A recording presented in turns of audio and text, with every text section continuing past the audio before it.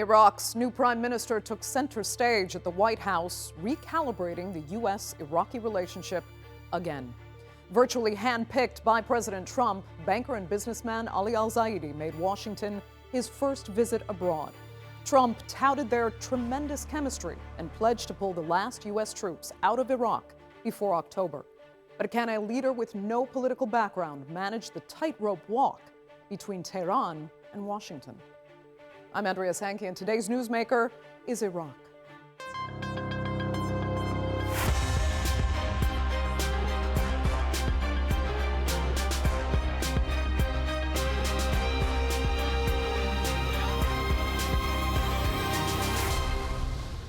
Well, the U.S. and Iraq have a turbulent history going all the way back to the past century. But over the last 2 decades, it was the 2003 U.S. invasion of the country that created the ever more complicated dynamics of Iraqi politics today. To be clear, Washington has not been happy with the pro-Iranian elements that not only have a place in Baghdad's government, they also have their own militia groups. So on the new prime minister's first visit to the White House, he was asked to rein in Iran-affiliated militia, wean Iraq off of Iranian energy grid and gas supplies, while securing billions in U.S. business investment. It all seems beneficial for Washington-Baghdad relations, but can Iraq avoid becoming a dangerous proxy for the U.S. war on Iran? Here's a look.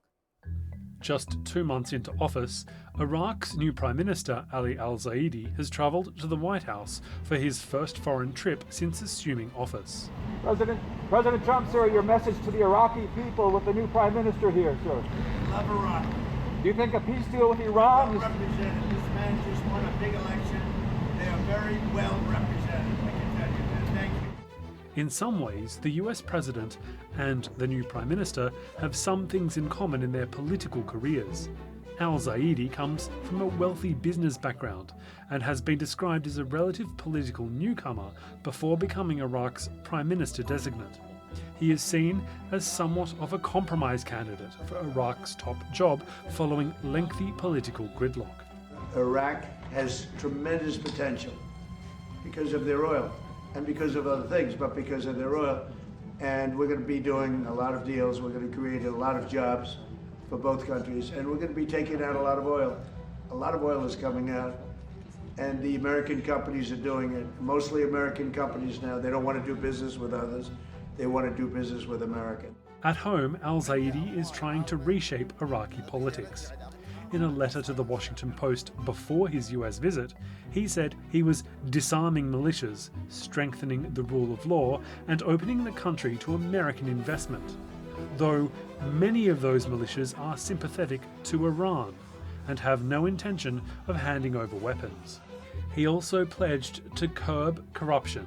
Iraqi state-run media have reported the arrests of dozens of political officials in recent weeks on corruption charges. We are one of the countries that established OPEC. However, we need like a fair share for Iraq. Iraq fought ISIS and terrorism at all. وبدعم الولايات المتحدة الأمريكية. Support of the United States of America. وهذه الحرب مع داعش. This fight with ISIS. كلفتنا نفقات كبيرة. It cost us like huge amounts of money. ودمرت البنى التحتية العراقية. Destroyed the Iraqi infrastructure. The US is set to withdraw its remaining troops from Iraq by the end of September, bringing an end to years of helping Iraqi forces fight Daesh. But the move comes at a tense moment in the region. Tehran still exerts heavy influence on Baghdad and Iraq is still reeling from the flow-on effects of the Iran war. Thousands of Iraqis attended the funeral ceremonies throughout the country for Iran's supreme leader who was killed in the opening of the US-Iran war. The US is also supporting efforts by Iraq and Syria to restore a crude pipeline between the two countries, which could reduce Iran's ability to block oil shipments through the Strait of Hormuz. The pipeline has been mostly out of service since the 2003 US-led invasion of Iraq. Iraq's new Prime Minister will need to strike a delicate balance between the US and Iranian strategic influence. But saying that and actually doing it are two very different things. So will the tremendous chemistry President Trump declared between himself and Iraq's new prime minister prove beneficial for Baghdad or divisive? Joining me now to debate that and much more are from Doha, founding director of the Arab Perspective Institute, Zeidon Alkinani, from London, visiting fellow in international relations and security at Loughborough University and former counterterrorism advisor to the U.S. in Iraq, Afzal Ashraf, and from Washington, Republican political strategist and director of global affairs at Nestpoint Associates, Tim Phillips. Thanks all so much for being with me. Zeidon, I'll start with you, and I want to get your assessment of the new prime minister and the arguably very tricky position he's in. First, do you think he wants to be there, or has, as some do suspect, has he been kind of forced into it? Do you think he is actually the person who can best walk the proverbial and very delicate tightrope between Tehran and Washington right now? Well, first and foremost, I don't think Zaidi is necessarily representing a particular political persona. He himself said he wasn't in politics at the time when Trump brought up the assassination of Soleimani in January 2020, which is a very short period of time if we compare him with other political veterans in the current political system who have been in similar positions for the past few years. Zaidi is a typical figurehead and a nomination who has been nominated in a way where the coordination framework, which is the electoral alliance that is currently ruling the country, if you may, since the intra-majoritarian political rivalry that occurred between the parties associated with the coordination framework, whom at the time were known as being much more aligned with Iran, and the Sadrist movement, who argued for having the highest electoral seats in the first early elections in October 2021, which led into a government formation deadlock for an entire year. Okay. The coordination framework has now been leading the political system since then, and they have made it very clear, directly and indirectly, that any political nomination of the Prime Minister of Iraq is a person who should be there for only one term and not to build their own political fan base that would exceed or overshadow the coordination framework in the future. So he is, in your opinion, kind of the right man for the job right now? He is, if you may, the right man of the job that is representing the interest of the coordination framework. I think what Zaidi is representing is the coordination framework's attempt to pragmatize itself in the eyes of the United States, normalize and further enhance its existing but also troubling relationships with the United States, given that it is very clear that Iran is facing its influence being curbed by the United States across the region, particularly since the Iran 2026 war, particularly since many of the regional defeats Iran has been arguably facing since the October 7 attacks 2023, which led to the downfall of the Syrian regime, which led to the assassination of Hezbollah's chairman.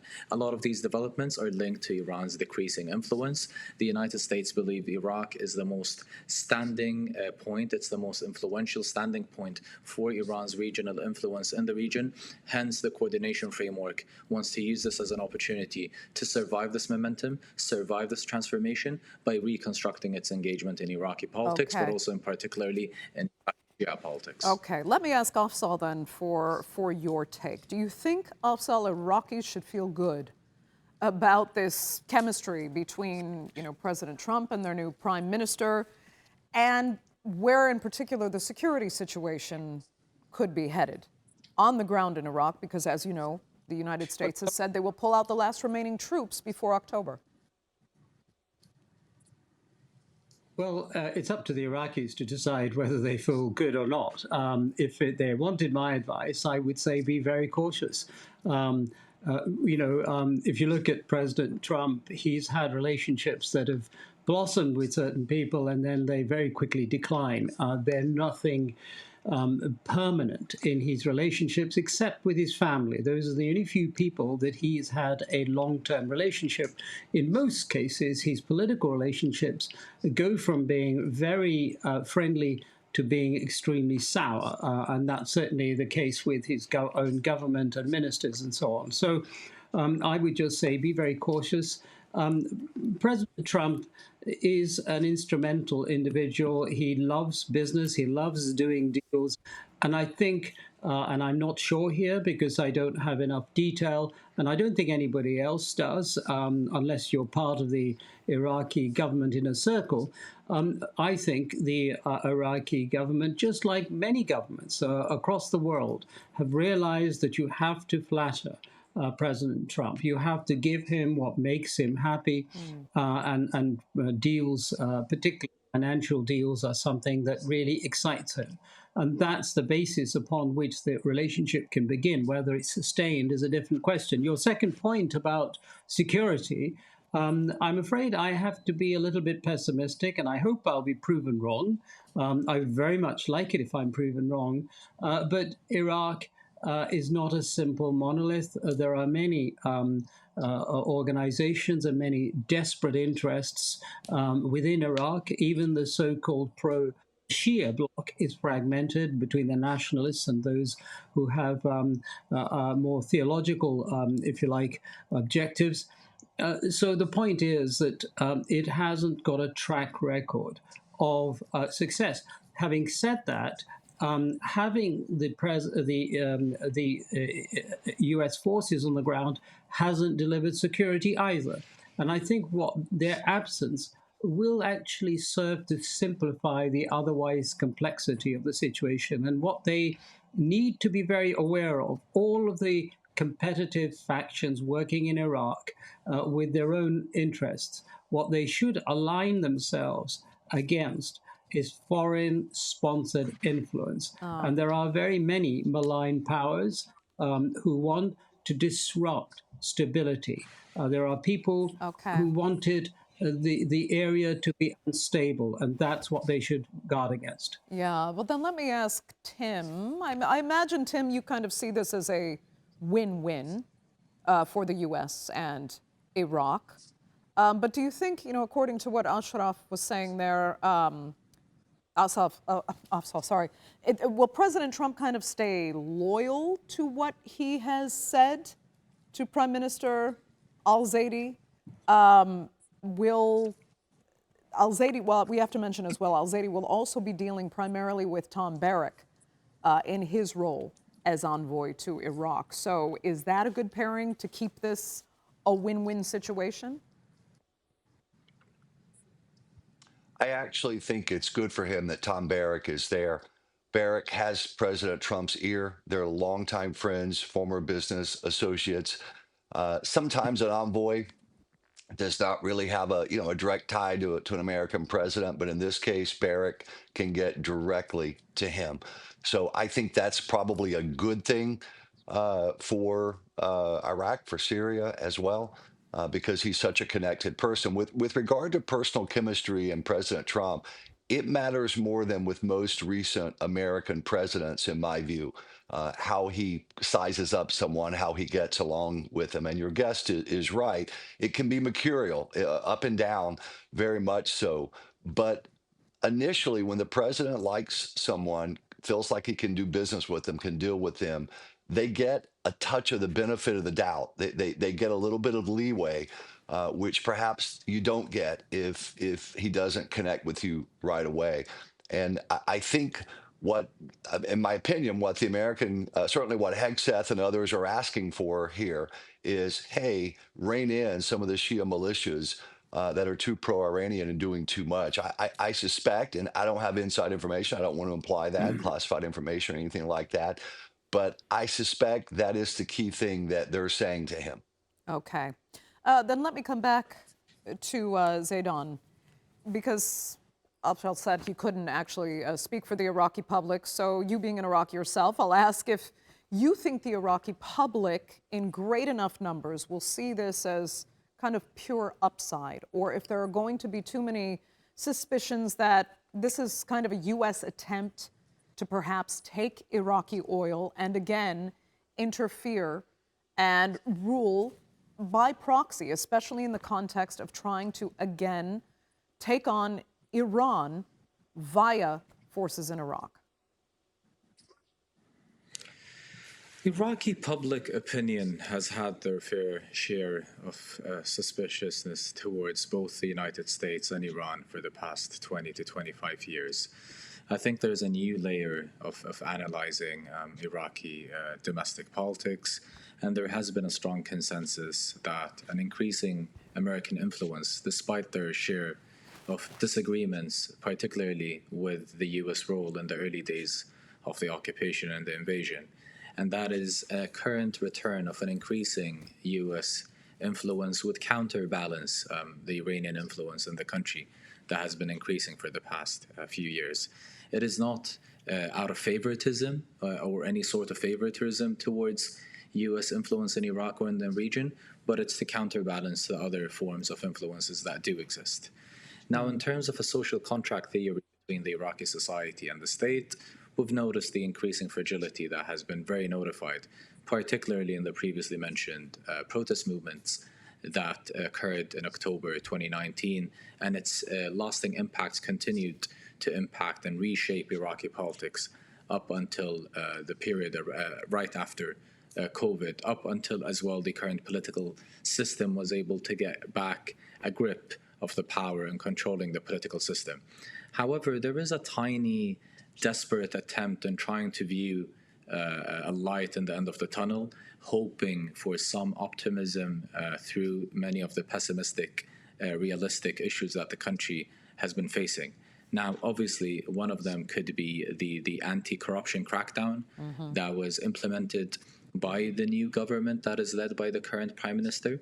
It is believed by many observers that that is one of the things that was discussed between Tom Barrack and Prime Minister Zaidi as an attempt to create this new reputation of this new government led by Zaidi to buy the hearts and the minds of the people. Now, to what extent is the anti-corruption crackdown accurate and what will be impactful, and if it will touch upon or get near some of the big sharks, quote unquote, of the current political system, is a conversation we can discuss later on. I think people are much more worried about the future, and the future, which is the near future, which is the 30th of September deadline, where we're expecting the US forces to withdraw, and we're expecting the Iran-backed factions to disarm at the same time. Do we actually believe that both sides do trust that both will be committed to an agreement in relation to Iraq when they can't even continue to commit in the eyes of the international community and media to their very own MOU in relation to the US-Iran conflict beyond Iraq? It'll be interesting to see how that will play along. Yeah, let me turn to Afzal for a little more on that, because now that US troops are pulling out, do you really believe Iraq will be able to, first of all, manage the fight against Daesh, as well as the other armed militia in the countries, two of whom have said they have no intention of disarming whatsoever? I mean, we also have to remember the U.S. withdrew back in 2011, which actually gave Daesh at the time a chance to really reinforce its operations. Could they be facing something on that level again, or is that has Daesh been far too weakened in the region for that to raise its head? Well, that's, again, a very good question. I think Daesh has been weakened because Daesh had a sort of power based around the ideology of al-Qaeda, the myth of the caliphate and so on, and all of that has been proven to be false, and it's been destroyed. So they, as just like al-Qaeda before Daesh, which lost a great deal of credibility because the myth of the cult around bin Laden and many of his aspirations was proven to have failed. But there are others, and there could be Daesh Mark II or some other variant out there. What will determine whether such a variant comes into being is how much external proxy facilitation that is provided to it. The second point, and this is a really important point, which I made in one of the first broadcasts I did in 2014, just days after the, if you like, the rapid expansion of Daesh into Iraq, when it was about 40 kilometers away from Baghdad. I made the point in answer to a question, why did the Iraqi army fail to stop Daesh? And the point I made was simply because it had nothing to fight or die for. And so, what the greatest capability in defense and counterterrorism isn't the weapons or the training, it's the belief in the cause you're fighting for. And a lot of and this goes back to the time I was in Iraq myself, working for the American Army. Our training program for the Iraqi army and police and so on, with which I had a great deal of personal contact, recognized the fact that a great deal of corruption was being introduced into the recruitment and the training system of the militaries. And so until you have a fully professional armed force, you don't have a hope. But the good thing here is this.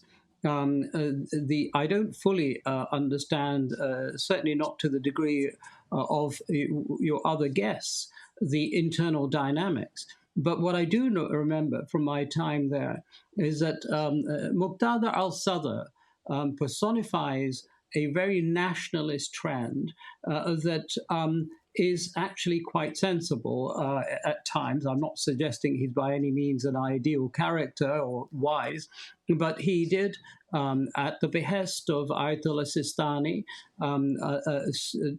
step down or told his Jaish al-Mahdi army to step down in response to what he believed and what Ayatollah Sistani convinced him was the greater national interest. And since then, he has been working with Ayatollah Sistani, certainly in the past, to try and address this problem of corruption. That corruption problem isn't just a financial one.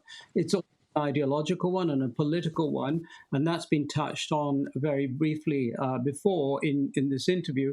I think that until you have a core of a national ideology and an identity that is resilient to external pressures as well as individual ambitions, the country will remain vulnerable to all sorts of turbulences. So it needs visionary leadership that can point it in a singular direction. Yeah.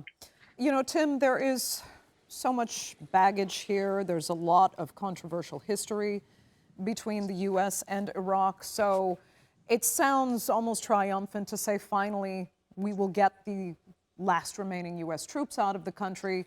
But there is always that lurking threat for the United States because Daesh is a U.S. problem as well. So if the United States does proceed to pull troops out and extremist groups raise their head again because of a lack of security in Iraq, is the U.S. going to be prepared to have to fight again? And how will that be sold to the U.S. public? I think President Trump has shown a willingness to take decisive action, tough steps on the international stage, regardless of American opinion, politically speaking, in the near term. It's really interesting to see how we're responding to this current uptick in fighting or resumption of fighting. Oil prices have not gone through the roof. They're up to around $84 Brent crude today, I think 79 West Texas. That's not anywhere close to the $100 plus barrel that it gone up to in past strikes. Gas prices are holding steady. Inflation numbers are actually cooled in the United States, the most recent numbers. So President Trump and his team are feeling a little bit of more confidence in the American economy and how it's reacting. LNG exports are through the roof, making literally billions of dollars for the American economy across those red states and along the Louisiana, Texas. So I think they're feeling like, hey, we've got some breathing room here. If we need to really go hard and really hit the Iranians again, we can and we will. And he's doing that right now. His poll numbers have ticked upward. Not a lot, to be clear, but 1 or 2 points for a president this defined by the electorate actually is significant. So they're feeling more confident, the Trump administration is right now. And I think that they feel they have a bit more leeway, if you will, to take steps. So the last thing I'll mention, it's been a long desire to get out of Iraq, I think, by this administration. Certainly, they've said that, something they've been talking about for a long time. They don't think it adds a great deal to American national security or security in the region. So I suspect they will get that done, and they'll be reticent about going back in. Okay. They don't need those spots, in their view, to be able to hit the Iranians from there. Fair enough. Zeidon, 30 seconds. Do you think this will be the last time then, by September 30th, that Iraq will see U.S. troops on its soil? Absolutely not. No, there has been many other drastic moments in contemporary history where we thought this would be the end of the U.S. presence in Iraq or in the region. Iraq is not a small country. Iraq has extremely influential historical and geopolitical depth in a region that presents a major importance to the global economy. And we've noticed what happened when a regional war led to the blockade of the Strait of Hormuz. U.S. influence will continue to play a huge role in the region, and it will always find its way into Iraq if certain interests were to clash with the U.S. overarching interest in the region. Okay, Zeidon, that will have to be the final word for this edition of the Newsmakers. I'd like to thank all three of my panelists so much for being with us, and our viewers for joining us as well. Remember, you can follow us on social media, and do be sure to subscribe to our YouTube channel. I'm Andrea Sankey. We'll see you next time.